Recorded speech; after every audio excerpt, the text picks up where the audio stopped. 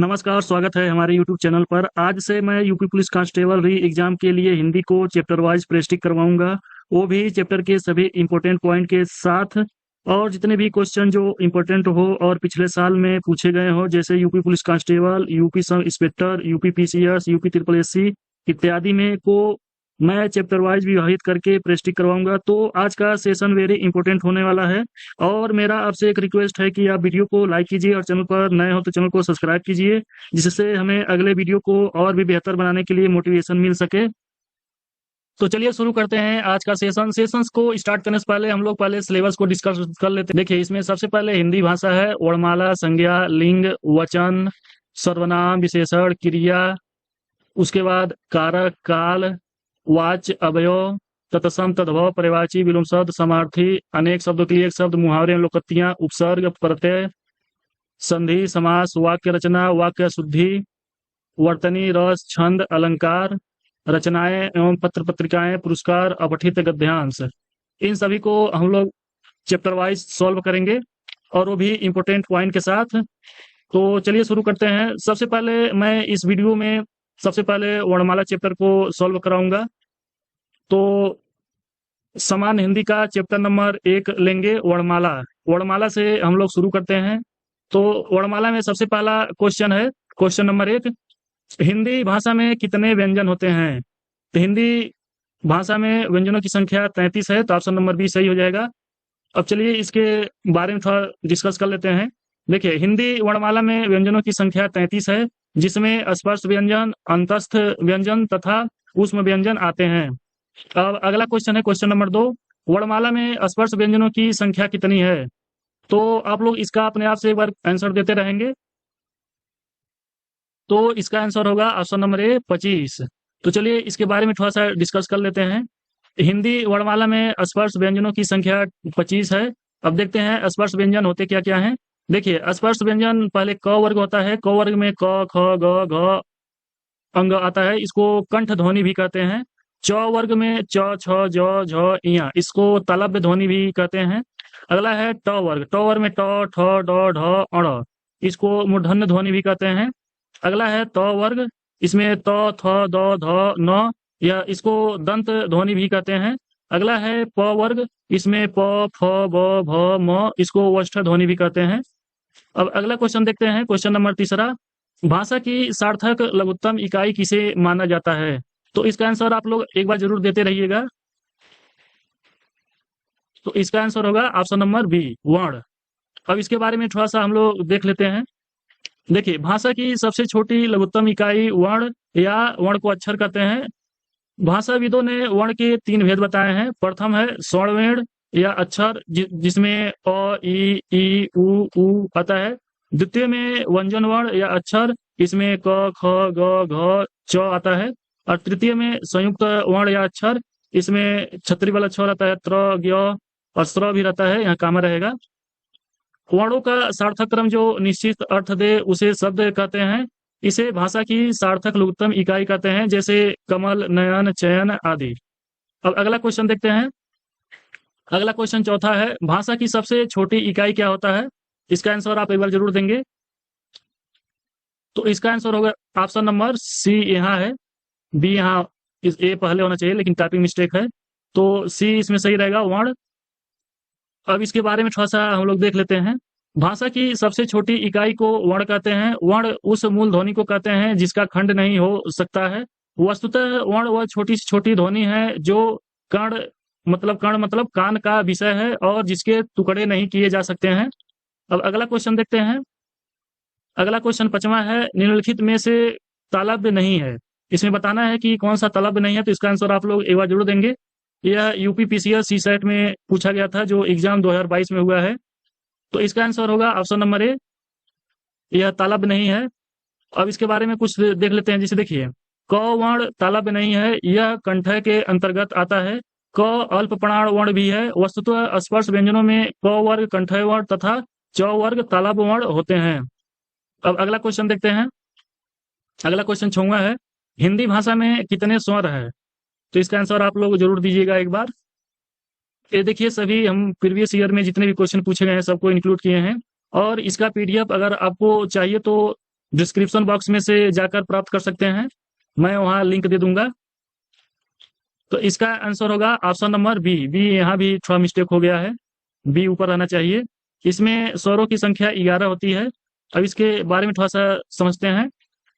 तो केंद्रीय हिंदी निदेशालय द्वारा मानक हिंदी वर्णमाला में स्वरों की संख्या मूल रूप से 11 है। तो 11 कौन कौन है आइए देखते हैं।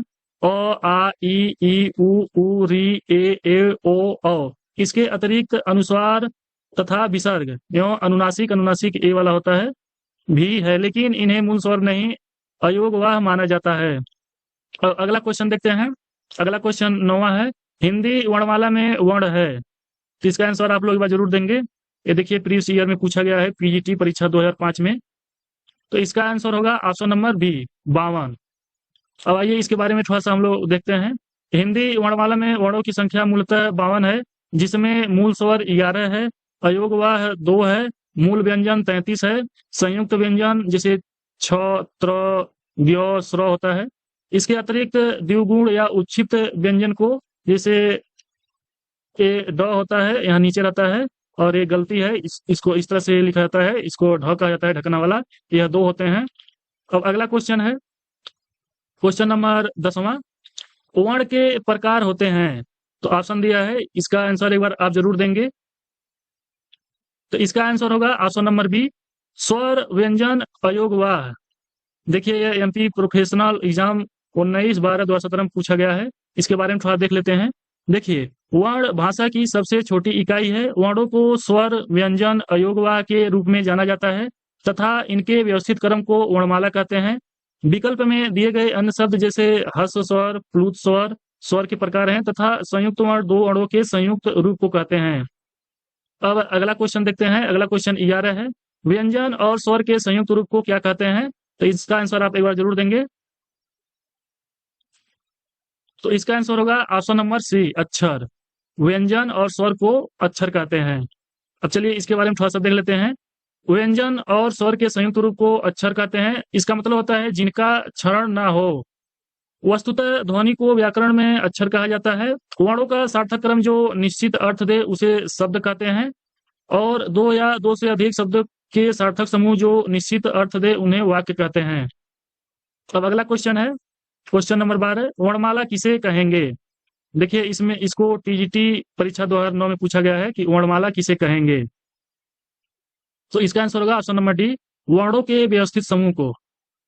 अब आइए इसके बारे में थोड़ा सा समझते हैं। वर्ण या अक्षर उस ध्वनि को कहते हैं जिसके टुकड़े नहीं हो सकते हैं, अर्थात यह भाषा की सबसे छोटी इकाई है। व्यंजन और स्वर के संयुक्त रूप को अक्षर कहते हैं। वर्णों के व्यवस्थित समूह को वर्णमाला कहते हैं। हिंदी के लिए प्रयुक्त देवनागरी लिपि में कुल 52 वर्ण हैं, जिनमें 11 स्वर, 2 अयोगवाह, 33 व्यंजन, 2 द्विगुण या जिसे उच्छिप्त व्यंजन कहते हैं तथा 4 संयुक्त व्यंजन आते हैं। अब अगला क्वेश्चन देखते हैं। क्वेश्चन नंबर 13 है, वर्णों के समुदाय को क्या कहते हैं। तो यह उत्तर प्रदेश पुलिस कांस्टेबल परीक्षा 19 जून 2018 को जो सेकेंड पाली में हुआ था, इसमें पूछा गया था। तो इसका आंसर होगा ऑप्शन नंबर ए वर्णमाला। अब इसको हम लोग एक बार देख लेते हैं। वर्णों के समुदाय को वर्णमाला कहते हैं। वर्ण हमारी उच्चरित भाषा या वाणी की सबसे छोटी इकाई है। इन्हीं इकाइयों को मिलाकर शब्द समूह या वाक्यों की रचना होती है। अब अगला क्वेश्चन देखते हैं। क्वेश्चन नंबर 14, हिंदी में ध्वनियां कितने प्रकार की होती हैं। तो इसका आंसर आप लोग एक बार जरूर देंगे। तो इसका आंसर होगा ऑप्शन नंबर ए 2। अब इसके बारे में देखते हैं। हिंदी में ध्वनियां 2 प्रकार की होती हैं, एक स्वर होती है और एक व्यंजन होती है। स्वर वे हैं जो बिना किसी अन्य की सहायता से उच्चारित हों, और व्यंजन वे हैं जिनका उच्चारण स्वरों की सहायता से हो सकता है। अब अगला क्वेश्चन है क्वेश्चन नंबर 15, एक से अधिक वर्णों के मेल को क्या कहते हैं। इसका आंसर एक बार आप लोग जरूर देंगे। यह यूपी SSSC ग्राम विकास अधिकारी परीक्षा 2018 सेकेंड पाली में पूछा गया था। तो इसका आंसर होगा ऑप्शन नंबर ए अक्षर। अब इसके बारे में थोड़ा सा हम लोग समझते हैं। एक से अधिक वर्णों के मेल को अक्षर कहते हैं। एक से अधिक वर्णों के मेल को व्यंजन भी कहते हैं। ये लग रहा है थोड़ा सा मिस्टेक है, थोड़ा सा इसको हम लोग समझते हैं। इस देखिए, एक से अधिक वर्णों के मेल को अक्षर कहते हैं और एक से अधिक वर्णों के मेल को व्यंजन भी कहते हैं। वस्तुतः स्वतंत्र वर्णों को स्वर तथा स्वर पर आश्रित वर्णों को व्यंजन कहा जाता है। व्यंजन एक से अधिक वर्णों से बना होता है। जैसे देखिए क, ख, प, म इत्यादि में, जैसे देखिए क में क और अ आता है, ख में भी ख और अ आता है, प में प और अ आता है, म में म और अ आता है। दो या दो से अधिक वर्णों के समूह को शब्द तथा वर्णों के समुदाय को वर्णमाला कहते हैं। अब अगला क्वेश्चन है क्वेश्चन नंबर 16। लिपि चिन्हों के क्रमबद्ध समूह को क्या कहते हैं? इसका आंसर आप एक बार जरूर देंगे। यह यूपी ट्रिपल एससी कनिष्ठ सहायक सचिव परीक्षा 2016 में पूछा गया था क्वेश्चन। तो इसका आंसर होगा ऑप्शन नंबर डी, वर्णमाला। लिपि चिन्हों के क्रमबद्ध समूह को वर्णमाला कहा जाता है। जैसे इसमें देखिए अक्षर उस ध्वनि को कहते हैं जिसका क्षरण ना हो सके अथवा जिसके टुकड़े ना हो सके। वर्ण भाषा की सबसे छोटी इकाई को कहते हैं। वर्णों के समूह या समुदाय को वर्णमाला कहते हैं। अगर इस वीडियो का आपको पीडीएफ चाहिए तो आप डिस्क्रिप्शन बॉक्स से जाकर प्राप्त कर सकते हैं। अगला क्वेश्चन है क्वेश्चन नंबर 17। जिनका उच्चारण स्वतंत्रता से होता है और जो व्यंजन के उच्चारण में सहायक होते हैं उसे कहते हैं। इसका आंसर आप लोग एक बार जरूर देंगे। यह यूपी ट्रिपल एससी विकास अधिकारी परीक्षा 2018 में पूछा गया था। तो इसका आंसर होगा ऑप्शन नंबर बी, स्वर। अब आइए इसके बारे में थोड़ा सा देखते हैं। जिस वर्ण का उच्चारण स्वतंत्रता से होता है और जो व्यंजनों के उच्चारण में सहायक होते हैं उन्हें स्वर कहा जाता है। व्यंजन एक से अधिक वर्णों का मेल होता है जो स्वरों की सहायता से उच्चारित होता है। विसर्ग का प्रयोग तत्सम शब्दों में होता है तथा यह स्वर के बाद आता है। संज्ञा उस विकारी शब्द को कहते हैं जिससे किसी विशेष वस्तु, भाव और जीव के नाम का बोध हो सके। तो मैंने हर इस चैप्टर के हर एक पॉइंट को इंक्लूड किया है जिससे आपको पूरा टोटल कंप्लीट हो सके हर एक चैप्टर। तो चलिए अगला क्वेश्चन देखते हैं। अगला क्वेश्चन है 18। सभी स्वर होते हैं। यह टीजीटी 2021 में पूछा गया था यूपी में। तो इसका आंसर होगा ऑप्शन नंबर डी, अल्प प्राण। अब देखिए इसमें देखते हैं, इसको समझते हैं। सभी स्वर अल्प प्राण होते हैं। देखिए अल्प प्राण और महाप्राण में अंतर को समझिए। इसमें पहला है अल्प प्राण में हकार जैसी ध्वनि नहीं निकलती है और महाप्राण में हकार जैसी ध्वनि निकलती है। और अल्प प्राण में वर्णों के उच्चारण में कम श्रम करना पड़ता है, मतलब कम मेहनत करना पड़ता है। और महाप्राण वर्णों के उच्चारण में अधिक श्रम करना पड़ता है क्योंकि श्वास अधिक निकालनी पड़ती है। और अल्प प्राण में सभी स्वर, वर्ण और प्रत्येक स्पर्श व्यंजन का, इसे देखिए पहला, तीसरा और पांचवा वर्ण और अंतस्थ व्यंजन अल्प प्राण होते हैं। और महाप्राण में प्रत्येक स्पर्श व्यंजन वर्ग का दूसरा, चौथा तथा सभी ऊष्म व्यंजन वर्ण महाप्राण होते हैं। इसे देखिए इसमें समझिए क, ख, ग, घ और अंग इसमें होता है ना। तो ऐसे ऐसे 25 को जितने होते हैं तो इसका पहला और तीसरा और पांचवा ये जो है इसको अल्प प्राण कहेंगे। और जो यह दूसरा और चौथा है इसको महाप्राण कहते हैं। अब चलिए अगला क्वेश्चन देखते हैं। अगला क्वेश्चन 19 है। हिंदी भाषा में ह्रस्व स्वरों की संख्या कितनी है? यह यूपी ट्रिपल एससी कनिष्ठ सहायक सचिव परीक्षा 2016 में पूछा गया था। तो इसका आंसर एक बार आप लोग जरूर देंगे। तो इसका आंसर होगा ऑप्शन नंबर बी, 4। अब देखते हैं कि कौन कौन सा है। जिन स्वरों की उत्पत्ति दूसरे स्वरों से नहीं होती है वे ह्रस्व स्वर कहलाते हैं। यह 4 होते हैं। जो देखिए अ, ई, उ, री। अब अगला क्वेश्चन देखते हैं। अगला क्वेश्चन 20वां है। निम्न में दीर्घ स्वर कौन सा है? यह यूपी ट्रिपल एससी युवा कल्याण एवं विकास दल अधिकारी परीक्षा में पूछा गया था। तो इसका आंसर आप लोग अपने मन से एक बार जरूर देंगे। तो इसका आंसर होगा ऑप्शन नंबर ए, आ। अब देखिए इसमें समझते हैं। हिंदी में स्वर वर्णों की संख्या 11 है। इन्हें 3 वर्गों में बांटा गया है। पहला है ह्रस्व स्वर, दूसरा है दीर्घ स्वर, तीसरा है संयुक्त स्वर। अब देखिए ह्रस्व स्वर क्या क्या होता है। ह्रस्व स्वर के अंतर्गत अ, ई, उ, री आता है। और दीर्घ स्वर के अंतर्गत आ, बड़ी ई, बड़ा उ आता है। तथा संयुक्त स्वर के अंतर्गत ए, ओ एवं औ आते हैं। अब अगला क्वेश्चन है 21। निम्न में दीर्घ स्वर है। इसमें दीर्घ स्वर बताना है। यह यूपी ट्रिपल एससी ग्राम विकास अधिकारी परीक्षा 2018 में पूछा गया था। तो इसका आंसर होगा ऑप्शन नंबर बी, बड़ा ई। तो इसके बारे में समझते हैं। इसे देखिए आ हो गया, बड़ी ई हो गया, बड़ा ऊ हो गया, यह दीर्घ स्वर होते हैं। और इसमें अ ई उ री ह्रस्व स्वर होते हैं।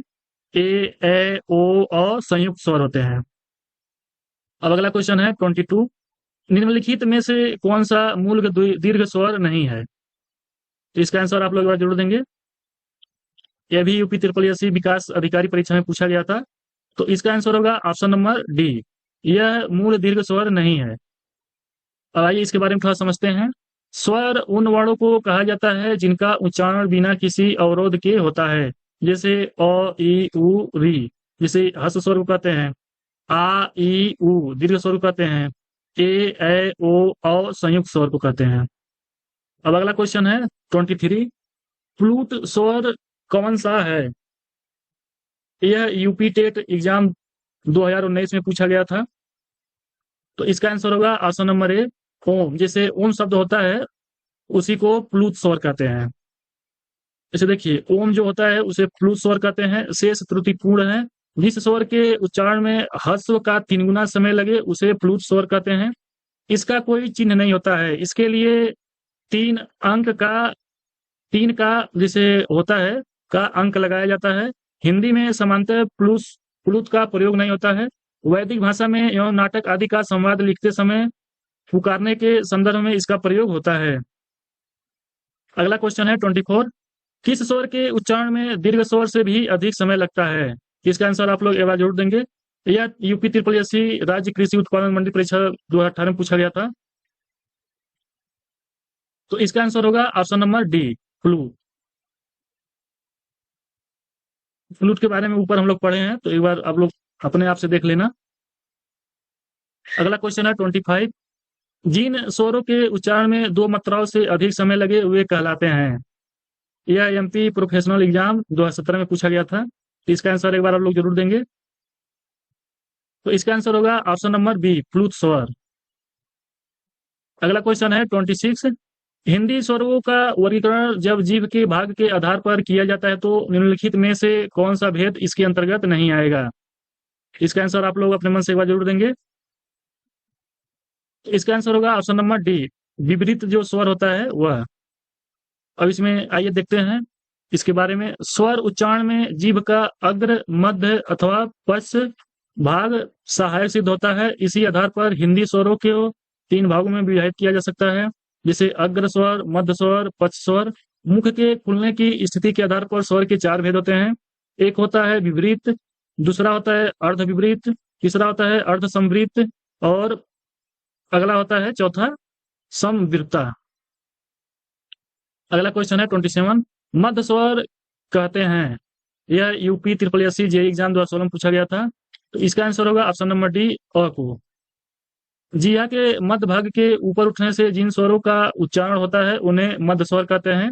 हिंदी का अ मध्य स्वर होता है। अगला क्वेश्चन है 28। भाषा विज्ञान की दृष्टि से ऊ किस प्रकार का स्वर है? तो इसका आंसर होगा ऑप्शन नंबर डी, पक्ष संवृत्त। देखिए, भाषा विज्ञान की दृष्टि से बड़ा ऊ के उच्चारण में जीव का पश्च भाग काम करता है, अतः यह पश्च स्वर है। बड़ा ऊ के उच्चारण में ओष्ठ वृत्तमुखी या गोलाकार तथा जीभ ऊपर उठने के कारण संवृत्त स्वर भी होते हैं। अब अगला क्वेश्चन देखते हैं। अगला क्वेश्चन 29 है। निम्नलिखित में से कौन सा स्वर संवृत्त है? इसका आंसर आप लोग जरूर देंगे। इसका आंसर होगा ऑप्शन नंबर सी, ई। समवृत्त वे स्वर होते हैं जिनके उच्चारण में मुख्य विवरण छिद्र लगभग बंद रहता है, जैसे छोटी, बड़ी ई, छोटा ऊ, बड़ा ऊ। अगला क्वेश्चन है अर्ध विपरीत स्वर हैं। इसका आंसर आप लोग देंगे। तो इसका आंसर होगा ऑप्शन नंबर बी, बी यहाँ है, बी यहाँ होना चाहिए था लेकिन मिस्टेक हो गया है टाइपिंग में। तो इसका आंसर होगा ऑप्शन नंबर बी, ए, जो बड़ा ए होता है। देखिए, ए अर्ध विपरीत स्वर हैं। जिन स्वरों के उच्चारण में जीहा अर्ध समवृत्त से भी कम उठती है वे अर्ध विपरीत कहलाते हैं। ए हैं, जैसे ए होता है बड़ा ए और अ होता है। अगला क्वेश्चन है 31। निम्नलिखित में से कौन सा संयुक्त स्वर नहीं है? इसमें बताना है कौन सा संयुक्त स्वर नहीं है। इसका आंसर आप लोग जरूर देंगे। तो इसका आंसर होगा ऑप्शन नंबर सी, बड़ा ऊ। आइए इसके बारे में समझते हैं थोड़ा सा। बड़ा ऊ संयुक्त स्वर नहीं है, जबकि ए तथा ओ संयुक्त स्वर हैं। जिन स्वरों का निर्माण दो स्वरों से होता है उन्हें संयुक्त स्वर कहते हैं। जैसे देखिए, ओ और ई मिलके ए होता है, ओ और ए मिलके ए होता है, ओ और ऊ मिलके ओ होता है, और अ और ओ मिलके अ होता है। अब अगला क्वेश्चन देते हैं 32। निम्नलिखित में से कौन सा स्वर कंठ तालव्य है? इसका आंसर आप लोग जरूर देंगे। इसका आंसर होगा ऑप्शन नंबर डी। अब आइए समझते हैं। इसे देखिए, ए स्वर कंठ तालव्य है, ओ आ कंठ है, ई बड़ी तालव्य है, तथा ओ औ स्वर कंठोष्ठ है। अब अगला क्वेश्चन देखते हैं। अगला क्वेश्चन है 33। ए और ए का उच्चारण स्थान है। यह एमपीएसआई 2016 में पूछा गया था। तो इसका आंसर होगा ऑप्शन नंबर सी, कंठ तालव्य। अब देखिए इसके बारे में थोड़ा सा हम लोग समझ लेते हैं। इसे देखिए, ए ए का उच्चारण स्थान कंठ तालव्य है। वर्णों का उच्चारण स्थान देख लेते हैं। इसे देखिए, तालव्य में जो होता है उसमें छोटी ई, बड़ी ई, च वर्ग, य तथा स वर्ग, और मूर्धन में होता है री, ट वर्ग, र तथा स वर्ग, और दंत में देखते हैं ट वर्ग, ल तथा स। ओष्ठ में देखते हैं छोटा ऊ, बड़ा ऊ तथा प वर्ग, और कंठ तालव्य में देखते हैं ए तथा ऐ। कंठोष्ठ में देखते हैं ओ तथा औ, और दंतोष्ठों में देखते हैं व। तो इसको एक बार जरूर में आप लोग दोहरा लेंगे, यह सबसे इंपॉर्टेंट है। अगला क्वेश्चन है 34। निम्नलिखित में से कौन से शब्द में अनुनासिकता है? इसका आंसर एक बार आप लोग जरूर देंगे। यह यूपीपीसीएल जेईई एग्जाम 2015 में पूछा गया था। इसका आंसर होगा ऑप्शन नंबर सी, संभालना। देखिए, संभालना शब्द में अनुनासिकता का प्रयोग हुआ है। जिन शब्दों के उच्चारण में श्वास का निकास मुंह एवं नाक दोनों से होता है उन शब्दों को अनुनासिक शब्द कहा जाता है। अगला क्वेश्चन है 35। अनुनासिक स्वर वाला शब्द है। इसका आंसर एक बार आप लोग जरूर देंगे। इसका आंसर होगा ऑप्शन नंबर सी, पांव। देखिए, जिन स्वरों को बोलते समय मुंह और नाक दोनों का प्रयोग किया जाता है उन्हें अनुनासिक स्वर कहते हैं। इन स्वरों को लिखते समय अनुनासिक चिन्ह चंद्र बिंदु का प्रयोग किया जाता है, जबकि अनुस्वार स्वर के बाद आने वाला व्यंजन है तथा इसे लिखते समय अनुस्वार के चिन्ह जैसे होता है ये बिंदु जैसा का प्रयोग किया जाता है। उपयुक्त में पांव अनुनासिक स्वर वाला शब्द है, जबकि मंजन, अंजन व हिंदी वो नहीं है।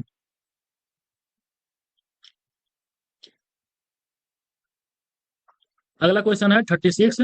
कौन से शब्द में अनुनासिक है? इसका आंसर आप लोग जरूर देंगे। यह यूपीपीसीएस जेईई एग्जाम सिविल 2015 में पूछा गया था। इसका आंसर होगा ऑप्शन नंबर सी, कटीला। अगला क्वेश्चन है 37। स्वरों के उच्चारण में लगने वाले समय को कहते हैं। इसका आंसर आप लोग जरूर देंगे। तो इसका आंसर होगा ऑप्शन नंबर ए, मात्रा। स्वरों के उच्चारण में लगने वाले समय को मात्रा कहते हैं। मात्रा या उच्चारण के आधार पर स्वर तीन प्रकार के होते हैं: ह्रस्व स्वर, दीर्घ स्वर और प्लुत स्वर। अगला क्वेश्चन है 38। जिन ध्वनियों के उच्चारण में श्वास वायु बिना किसी रुकावट के मुख से निकलती है उसे कहते हैं। तो इसका आंसर आप लोग जरूर देंगे। तो इसको कहते हैं स्वर। ऑप्शन नंबर बी सही होगा। जिन ध्वनियों के उच्चारण में श्वास वायु बिना किसी रुकावट के मुख से निकलती है उसे स्वर कहा जाता है। इन वर्गों का उच्चारण बिना किसी दूसरे वर्ण की सहायता से होता है। अगला क्वेश्चन है 39। स्वर किसका भेद है? यह यूपी टेट एग्जाम 2018 में पूछा गया था। तो इसका आंसर होगा ऑप्शन नंबर सी, वर्ण को। हिंदी वर्णमाला को दो भागों में विभाजित किया गया है। एक है स्वर और दूसरा है व्यंजन। संधि के तीन प्रकार होते हैं: स्वर संधि, व्यंजन संधि तथा विसर्ग संधि। किंतु यदि केवल स्वर की बात की जाए तो यह वर्णों के विभाजन का ही अर्थ प्रकट करता है। अब अगला क्वेश्चन है 40। मात्रा स्वर को क्या कहते हैं? इसका आंसर एक बार आप लोग जरूर देंगे। तो इसका आंसर होगा ऑप्शन नंबर बी, समरूप, जिसको ग्रेफिम भी कहते हैं। अगला क्वेश्चन है 41। ओ औ किस प्रकार के वर्ण हैं? इसका आंसर एक बार जरूर में आप लोग देंगे। तो इसका आंसर होगा ऑप्शन नंबर डी, कंठोष्ठ है। अगला क्वेश्चन है 42, किस वर्ण का उच्चारण स्थान कंठ तालु से है? इसका आंसर एक बार जरूर में आप लोग देंगे। यह यूपी ट्रिपल एससी चकबंदी लेखपाल में पूछा गया था 2015 में। तो इसका आंसर होगा ऑप्शन नंबर डी, ए में। ए वर्ण का उच्चारण स्थान कंठ और तालु दोनों में होता है। अगला क्वेश्चन है 43, कंठ तालव्य कौन सा है? इसका आंसर एक बार आप लोग जरूर देंगे। तो इसका आंसर होगा option number C. Option number C ऊपर आ गया है। ए और ए, ये दोनों सही होगा। देखिए, ए ए कंठ तालव्य, ओ और उ ओष्ठ, र और स मूर्धन्य, और अ और आ कंठय ध्वनियां हैं। अगला क्वेश्चन है 44, ए के उच्चारण स्थान का नाम क्या है? इसको बताना है।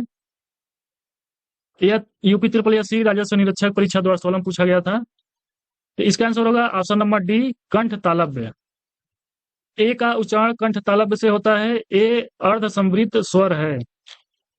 अगला क्वेश्चन है 45, स्वर ए और ए का उच्चारण स्थान कौन सा है? इसका आंसर एक बार आप लोग जरूर देंगे। तो इसका आंसर होगा ऑप्शन नंबर सी, कंठ तालव्य। कंठ और तालु में जीभ के स्पर्श से बोले जाने वाले वर्ण कंठ तालव्य है। ए है ए और ए। अगला क्वेश्चन है 46, मात्रा के आधार पर स्वर कितने प्रकार के होते हैं? इसका आंसर एक बार आप लोग जरूर देंगे। तो इसका आंसर होगा ऑप्शन नंबर बी, इसमें दिया है 3, बी यहाँ है 3 होगा। मात्रा के आधार पर स्वर 3 प्रकार के होते हैं। पहला हस्व स्वर, हस्व स्वर में अ ई उ री होता है। दूसरा है दीर्घ स्वर में, दीर्घ स्वर में होता है आ ई उ ए ऐ ओ औ। और तीसरा होता है प्लुत स्वर, जिसको ओम में पढ़ा जाता है, जिसे ओम कहा जाता है उसमें। अब अगला क्वेश्चन है 47, वर्ण तालिका के अनुसार हस्व, दीर्घ और प्लुत क्या है? तो इसका आंसर एक बार आप लोग जरूर देंगे। तो इसका आंसर होगा ए, ऑप्शन नंबर ए सही होगा, स्वर।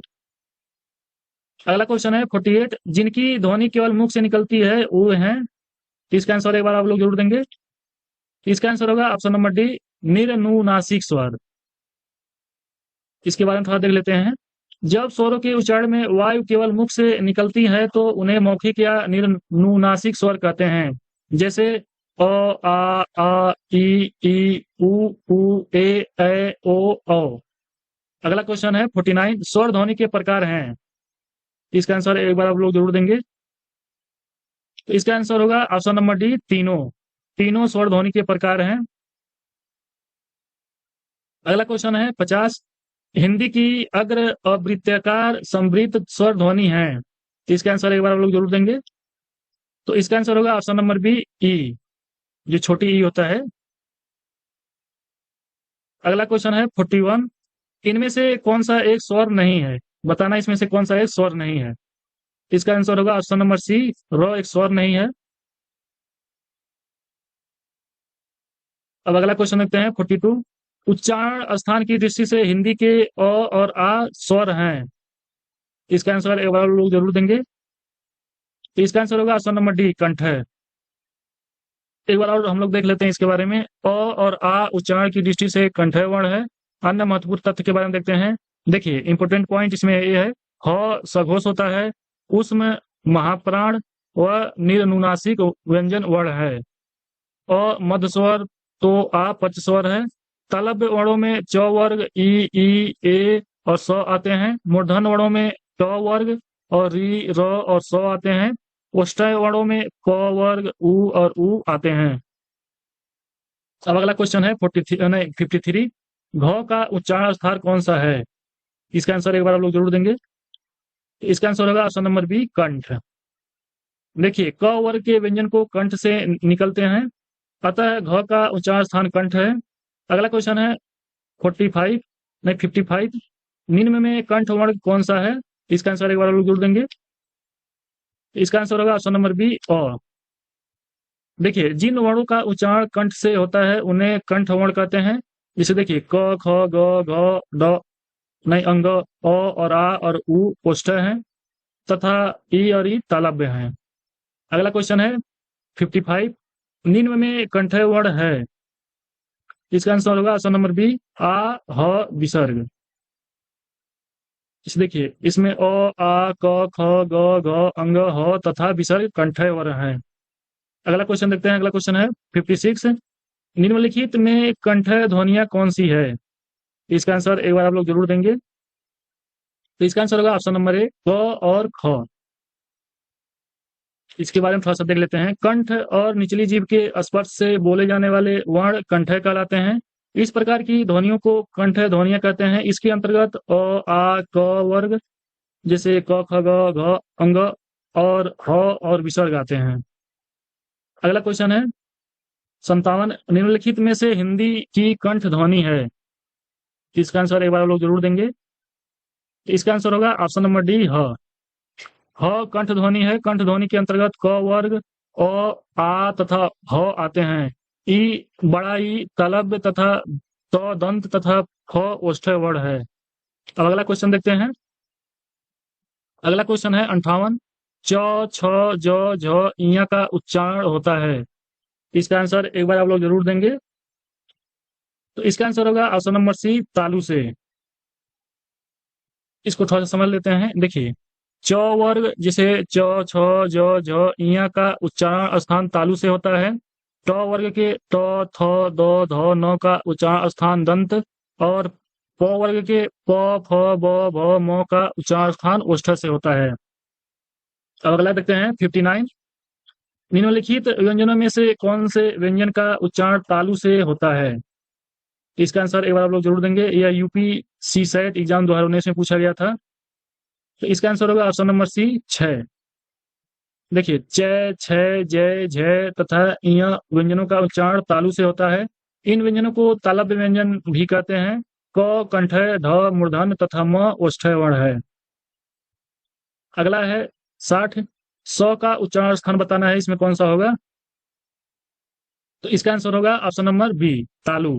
तो यह यूपी पुलिस कांस्टेबल परीक्षा 18 जून 2018 में सेकंड पाली में हुआ था। देखिए तालु और जीभ के स्पर्श से बोले जाने वाले वर्ण ई च वर्ग और स है। अगला क्वेश्चन है 61। स ध्वनि का उच्चारण स्थान क्या है?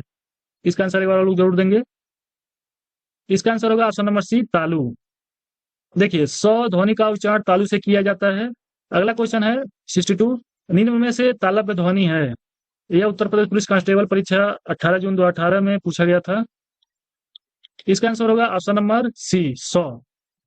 देखिए स तालव्य व्यंजन है, इसका उच्चारण स्थान तालु है। क कंठय व्यंजन, ट मूर्धन्य व्यंजन, प ओष्ठ्य व्यंजन है। अब अगला क्वेश्चन देखते हैं। अगला क्वेश्चन है 63। च वर्ग ध्वनियां किस वर्ग में आती है? देखिए यह यूपीएसआई एग्जाम 14 दिसंबर 2017 में पूछा गया था। तो इसका आंसर होगा ऑप्शन नंबर सी तालव्य। इसके बारे में थोड़ा समझते हैं। तालु और जीभ के स्पर्श से बोले जाने वाले वर्ण तालव्य कहलाते हैं। इसके अंतर्गत छोटी बड़ी च वर्ग जैसे च वर्ग में च छ ज झ इया य और स आते हैं। अब अगला क्वेश्चन देखते हैं। अगला क्वेश्चन है 64। छोटी ई बड़ी ई च छ ज झ इया आदि का उच्चारण किससे होता है? तो इसका आंसर एक बार आप लोग जरूर देंगे। तो इसका आंसर होगा ऑप्शन नंबर सी तालव्य से। देखिए छोटा ई बड़ी ई च छ ज झ इया य और स तालव्य वर्ण है। इनका उच्चारण स्थान तालु और जीभ के स्पर्श से होता है। अब अगला क्वेश्चन देखते हैं 65। किस व्यंजन का उच्चारण स्थान तालव्य से है? तो इसका आंसर एक बार लोग जरूर देंगे। इसका आंसर होगा ऑप्शन नंबर बी झ। झ का उच्चारण स्थान तालव्य है। ग का उच्चारण स्थान कंठय है। न का दंत है। म का उच्चारण स्थान ओष्ठ्य है। अब अगला क्वेश्चन देखते हैं 66। उच्चारण स्थान के आधार पर इ व्यंजन है। इसका आंसर एक बार लोग जोड़ देंगे। तो इसका आंसर होगा ऑप्शन नंबर ए तालव्य। अगला क्वेश्चन है य का उच्चारण स्थान है। तो इसका आंसर होगा ऑप्शन नंबर डी तालु। य का उच्चारण स्थान तालु है। य का उच्चारण स्थान तालु और जीभ के स्पर्श से होता है। छोटी बड़ी च वर्ग और स का उच्चारण भी तालु तथा जीभ के स्पर्श से होता है। अगला क्वेश्चन है 68। हिंदी की स ध्वनि है। इसका आंसर एक बार आप लोग जरूर देंगे। इसका आंसर होगा ऑप्शन नंबर बी तालव्य। देखिए 69 क्वेश्चन को देखते हैं। एडो का उच्चारण स्थान होता है, इसका आंसर होगा ऑप्शन नंबर सी, मूर्धन्य। देखिए यह ट वर्ग का उच्चारण स्थान मूर्धन्य है। अगला क्वेश्चन है 70 ट वर्ग का उच्चारण स्थान है, के ऊपर देखें हम लोग, ऑप्शन नंबर सी होगा मूर्धन्य। देखिए ट वर्ग का उच्चारण स्थान मूर्धा होता है, इस वर्ग में ट ठ ड ढ अण आते हैं। अगला क्वेश्चन है 71 हिंदी की मूर्धन्य ध्वनियां है, तो इसमें होगा इसका answer option number B, B यहाँ है, ट ठ ड ढ। इसको एक बार हम लोग समझ लेते हैं। देखिए ट ठ ड और ढ, यहाँ बिंदी भी रहता है अगर उच्छिप कहेंगे तो। यह मूर्धन्य व्यंजन के अंतर्गत आते हैं। च छ ज झ और छोटी बड़ी और युदी वाला य तथा स का उच्चारण स्थान तालु है, अतः यह तालव्य ध्वनियां भी हैं। प फ ब भ म और उ, छोटा उ और बड़ा उ का उच्चारण स्थान ओष्ठ्य है, अतः यह ओष्ठ्य ध्वनियां हैं। त थ द ध न ल तथा स दंत ध्वनियां हैं। अगला देखते हैं 72 निम्नलिखित में से कौन मूर्धन्य ध्वनि नहीं है, इसका आंसर एक बार लोग जरूर देंगे। तो इसका आंसर होगा ऑप्शन नंबर डी, द। देखिए त थ द मूर्धन्य ध्वनियां हैं, जबकि ढ मराठी से आई ध्वनियां हैं। अगला क्वेश्चन है 73 ट वर्ग में किस प्रकार के व्यंजन होते हैं, तो इसका आंसर होगा ऑप्शन नंबर सी, मूर्धन्य। देखिए 74 देखते हैं उच्चारण स्थान की दृष्टि से कौन सा विकल्प शुद्ध है। इसमें ऑप्शन नंबर ए दिया है स दंत है, ऑप्शन नंबर बी दिया है स मूर्धन्य है, ऑप्शन नंबर सी दिया है स तालव्य है, ऑप्शन नंबर डी दिया है च कंठ है। तो इसका आंसर एक बार आप लोग जरूर देंगे। तो इसका आंसर होगा ऑप्शन नंबर ए, स दंत है। अब इसको थोड़ा सा समझते हैं। स दंत उच्चारण स्थान की दृष्टि से शुद्ध विकल्प है, तो इसके और भी फैक्ट देखते हैं। कंठ वर्ण अ आ क वर्ग ह और विसर्ग आते हैं, विसर्ग जैसे ए होता है। तालव्य वर्ण है छोटी बड़ी च वर्ग स और य। मूर्धन्य वर्ण है री ट वर्ग र और स। दंत वर्ण है त वर्ग ल और स। अगला क्वेश्चन देखते हैं। अगला क्वेश्चन है 75 ट वर्ग की ध्वनिया का उच्चारण स्थान है, तो इसका आंसर होगा बी, दंत। अगला क्वेश्चन है थ किस वर्ग का व्यंजन है, तो इसका आंसर होगा ऑप्शन नंबर सी, दंत। अगला क्वेश्चन है ट का उच्चारण स्थान होता है, तो इसका आंसर होगा ऑप्शन नंबर डी, दंत। यह बिहार पुलिस कांस्टेबल परीक्षा 2017 में पूछा गया था। अगला क्वेश्चन है निम्न में से दंत वर्ण है, तो इसका आंसर होगा ऑप्शन नंबर सी, ट। अगला क्वेश्चन 79 है द ध्वनि का उच्चारण स्थान के आधार पर होता है, इसका आंसर होगा ऑप्शन नंबर बी, दंत। अगला क्वेश्चन है 80 निम्न में से दंत ध्वनि है, यह उत्तर प्रदेश पुलिस कांस्टेबल परीक्षा 2018 में पूछा गया था, इसका आंसर होगा ऑप्शन नंबर सी, ल। अगला क्वेश्चन है जिनका उच्चारण ऊपर के दांतों पर जीभ लगाने से होता है उसे क्या कहते हैं, यह यूपी टेट एग्जाम 2018 में पूछा गया था, इसका आंसर आप लोग एक बार जरूर देंगे। इसका आंसर होगा ऑप्शन नंबर बी, दंत। ये सब हम करवा चुके हैं, अब आगे देखते हैं। ये सभी मैं ऊपर बता चुका हूं इस तरह से। अब आगे देखते हैं 85 से। अब देखते हैं हिंदी की ओष्ठ ध्वनिया, ओष्ठ व्यंजन ध्वनि कौन है, इसका आंसर एक बार लोग जोड़ देंगे। इसका आंसर होगा ऑप्शन नंबर सी, भ। देखिए हिंदी की ओष्ठ व्यंजन ध्वनि के अंतर्गत प वर्ग आता है तथा भ ओष्ठ व्यंजन ध्वनि है। ओष्ठ स्वर ध्वनि के अंतर्गत छोटा ऊ तथा बड़ा ऊ स्वर आते हैं। ये सब हम लोग ऊपर डिस्कस कर चुके हैं, जैसे ओष्ठ वर्ग कौन सा होता है। अब आगे हम लोग देखते हैं कौन सा पढ़ने वाला है, अंतस्थ से पढ़ते हैं। 88 है निम्नलिखित में से कौन सा अंतस्थ व्यंजन है, इसका आंसर होगा ऑप्शन नंबर ए, ल। अंतस्थ होता है य र ल और व। इसको समझते हैं। देखिए य र ल और व अंतस्थ व्यंजन है। प च ट आदि स्पर्श व्यंजन है। स स स ह ऊष्म व्यंजन है। अब इसमें से बताना है अंतस्थ वर्ण कौन सा है, तो अभी बताए थे य र ल व, इसमें व है तो ऑप्शन नंबर ए सही हो जाएगा। अब इसमें बताना है कि ये अंतस्थ हो गया है, अब आगे देखते हैं आगे कौन सा सही है। पढ़ने लायक। तो अगला है 91, निम्न में से अर्धस्वर कहलाता है। इसका आंसर अगर लोग जोड़ देंगे, इसका आंसर होगा ऑप्शन नंबर ए, य अर्धस्वर है। इसमें अब सही कथन चुनना है। तो ऑप्शन ए दिया है, य और व ध्वनियां अर्धस्वर कहलाती हैं। ऑप्शन बी है, व्यंजन का उच्चारण बिना स्वर की सहायता से हो सकता है। ऑप्शन नंबर सी है, अवधेश का विग्रह अवधेश होता है। ऑप्शन नंबर डी है, हिंदी में व्यंजनों की संख्या 60 है। इसका आंसर एक बार लोग जोड़ देंगे। इसका आंसर होगा ऑप्शन नंबर ए, य और व ध्वनियां अर्धस्वर कहलाती हैं। अंतस्थ तो हो ही गया, ऑप्शन नंबर सी इसका होगा। अर्धस्वर ऑप्शन नंबर ए हो जाएगा, य और व होगा। अब इसको देखते हैं, इनमें से कौन सा वर्ण स्पर्श व्यंजन नहीं है। इसका आंसर एक बार लोग जोड़ देंगे। इसका आंसर होगा ऑप्शन नंबर डी, य स्पर्श व्यंजन नहीं है। ये वाला क्वेश्चन तो हो गया है, यह भी हो गया है, यह भी अंतस्थ वाला हो गया। अब इसमें देख लेते हैं 99, हिंदी वर्णमाला में ऊष्म व्यंजन कौन से हैं। तो देखिए, इसमें ऑप्शन नंबर डी हो जाएगा, सौ सौ सौ ह, यह ऊष्म व्यंजन है। अब इसमें बताना है 100 में कौन ऊष्म व्यंजन नहीं है। तो इसमें हो जाएगा ग ऊष्म व्यंजन नहीं है, यह ऊष्म है, यह ऊष्म है और यह ऊष्म है। अब यहाँ से हम लोग अच्छे से पढ़ेंगे, यहाँ से पढ़ने लायक है। जो त्र होता है, त्र वर्ण किन वर्णों के सहयोग से बना है। तो इसका आंसर एक बार लोग जरूर देंगे, यह वेरी इंपॉर्टेंट है। इसको परीक्षा में पूछे जाने की प्रबल संभावना है। यह एमपीएसआई 2016 में पूछा गया था। तो इसका आंसर होगा ऑप्शन नंबर बी, जो तो होता है तो और नीचे हलंत लगा रहता है प्लस र। ऑप्शन नंबर बी सही हो जाएगा। अब इसमें देख लेते हैं, हिंदी में जो छतरी वाला छ होता है, त्र होता है, स्र होता है और ज्ञ होता है, 4 संयुक्त वर्ण हैं। इन्हें स्वतंत्र वर्ण नहीं माना जाता है, मतलब इसको स्वतंत्र नहीं माना जाता है, क्योंकि इनकी रचना दो व्यंजनों के मेल से हुई है, मतलब ये दो व्यंजन से मिलकर बने हैं।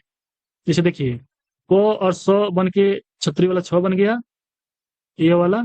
उसके बाद तो हलंत प्लस र त्र हो गया, और जो और यहाँ ज्ञ हो गया, और स और र स्र हो गया।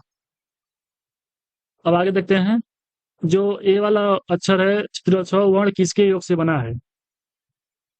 तो ऊपर अभी हम लोग पढ़े, ऑप्शन नंबर ए होगा, क और स। देखिए, क प्लस स के योग से छ बनता है, इसे संयुक्त व्यंजन भी कहते हैं। अब अगला देखते हैं, संयुक्त व्यंजन है, संयुक्त व्यंजन इसमें से कौन सा है। तो ऑप्शन नंबर ए हो जाएगा, यह स्र स्र संयुक्त व्यंजन है। अगला को देखिए, स को कैसे बनेगा, स रहेगा, हलंत रहेगा प्लस र रहेगा, तो यह स्र बन जाएगा। अब अगला क्वेश्चन देखते हैं, संयुक्त व्यंजन ज्ञ बनता है। तो ऑप्शन नंबर कौन सा होगा, ऑप्शन नंबर बी सही हो जाएगा, जो प्लस य से ज्ञ बनता है। एक बार और देख लेते हैं, संयुक्त व्यंजन 4 होते हैं, यह दो व्यंजनों के योग से मिलकर बने होते हैं। देखिए, क और स से मिलकर छतरी वाला छ बनता है, और जो और य से बनकर ज्ञ बनता है, तो और र से बनकर त्र होता है, स और र से बनकर स्र होता है। अब इसको देखते हैं, अगला क्वेश्चन है, दो व्यंजन जब एक साथ मिलते हैं तो क्या कहलाते हैं। देखिए, जैसे क बना और स बना, तो यह क्या बना, यह बना ना। तो दो व्यंजन जो था, ऊपर देख लेते हैं, क और स बन के ए बना, तो यह दो व्यंजन के मिलने के बाद क्या कहलाता है, संयुक्त व्यंजन कहलाता है। इसका ऑप्शन ए होगा सही। अब अगला क्वेश्चन है 120, अल्प प्राण व्यंजन कौन सा है। तो इसका आंसर होगा ऑप्शन नंबर बी, ग। एक बार देख लेते हैं हम लोग, दिए गए व्यंजनों में अल्प प्राण व्यंजन ग है। ऐसे वर्ण जिनके उच्चारण में श्वास अल्प मात्रा में निकलती है, उसे अल्प प्राण व्यंजन कहते हैं। प्रत्येक वर्ग का पहला तीसरा पांचवा वर्ग अल्प प्राण व्यंजन होता है, जबकि दूसरा और चौथा वर्ण महाप्राण होता है। क वर्ग का प्रथम अक्षर क, तीसरा अक्षर ग, इसी प्रकार अन्य व्यंजन भी अल्प प्राण में आते हैं। अगला क्वेश्चन है, कौन एक अल्प प्राण ध्वनि है। तो इसका आंसर बताइएगा। इसका आंसर होगा ऑप्शन नंबर 1, क। अगला क्वेश्चन है, वर्णों के उच्चारण में कम वायु तथा कम समय लगता है। इसका आंसर हो जाएगा ऑप्शन नंबर सी, अल्प प्राण में। देखिए, जिन व्यंजनों के उच्चारण में कम वायु निकलती है तथा कम समय लगता है, उन्हें अल्प प्राण कहते हैं। स्पर्श व्यंजन वर्ग का पहला तीसरा तथा पांचवा वर्ण अल्प प्राण होता है, जैसे क ग इसका पीडीएफ आपको मिल जाएगा, इसको आप लोग एक बार जरूर देख लीजिएगा। अगला क्वेश्चन है 1 2 3, इनमें से कौन व्यंजन अल्प प्राण है? इसका आंसर होगा ऑप्शन नंबर सी। सी यहाँ है च। ये आपको पीडीएफ मिल जाएगा, इसको आप लोग देख लीजिएगा। अगला क्वेश्चन है 1 2 5, कौन सा वर्ण घोष महाप्राण है? इसका आंसर होगा ऑप्शन नंबर डी ह। ह जो होता है यह घोष भी होता है और महाप्राण भी होता है, महाप्राण। अब अगला क्वेश्चन देखते हैं। यहाँ देखिए, ह जो होता है वह घोष तथा महाप्राण दोनों होता है।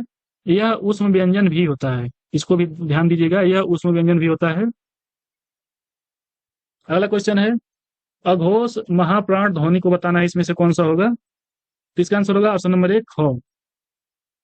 ख अघोष महाप्राण वर्ण है। अगला क्वेश्चन है, महाप्राण व्यंजन कौन सा है? इसका आंसर एक बार लोग जोड़ देंगे। फिर इसका आंसर होगा ऑप्शन नंबर सी भ।